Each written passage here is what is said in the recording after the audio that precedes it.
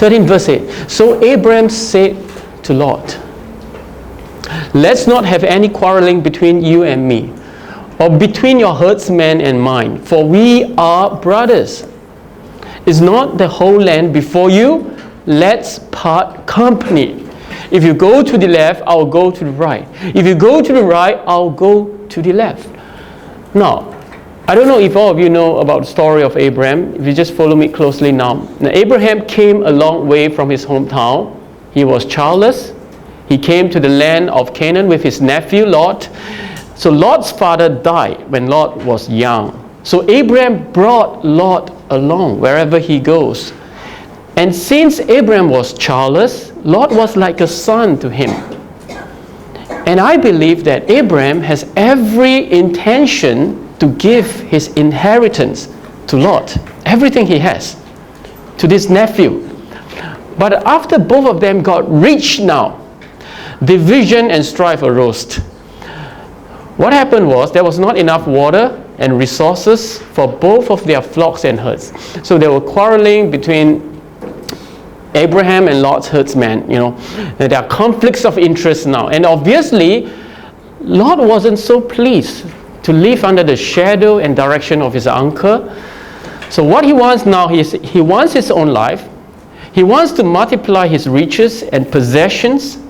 So Abraham was brought to a point that he has to choose now. You understand? Mind you, this is very close kinship, at least for Abraham.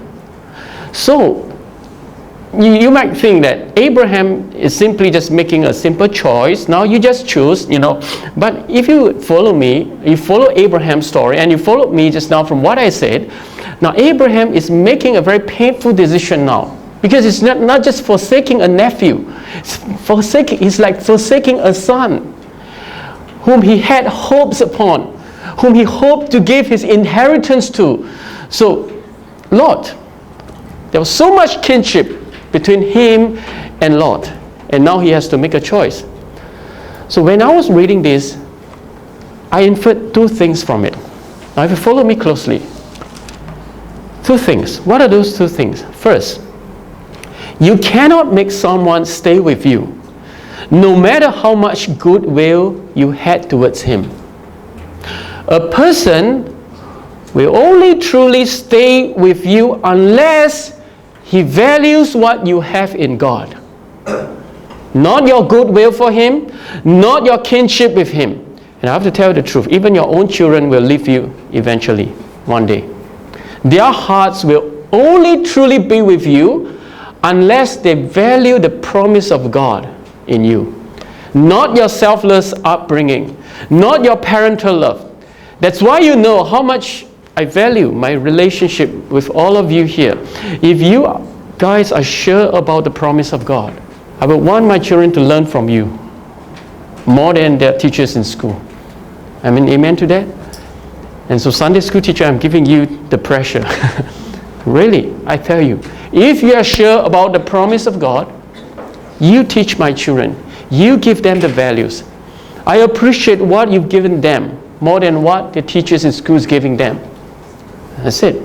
Because I have come to realize no kinship, no parental love, wherever, goodwill can supersede the promise of God that we have. And that is the first thing I inferred from God today. The second thing is, what I inferred from God is, when God puts an inevitable choice before you, and knowing that choice will jeopardize your worldly benefits, don't be afraid to make the choice to choose God. And when you choose God, how do you choose? You choose God by letting the world choose itself. You understand what I'm trying to say? Choose God by letting the world choose itself. Now I believe Abraham knows when he says, Lord, you choose before you this piece of land. Wherever you choose, I'll take the other one. And when he says that, he knows this fellow will definitely go for the best spot and leave him with the inferior one. But he is willing to suffer loss by letting Lot make that choice, because that will make him more assured about how God is leading him. So I say it again, people. Don't be afraid to make a choice that jeopardizes your earthly benefit. You can make a choice in your studies, in your work, or make a decision about your future that might not seem to be in tune with the rest of the people. But you believe that will eventually draw you closer to the fulfillment of God's promise in your life.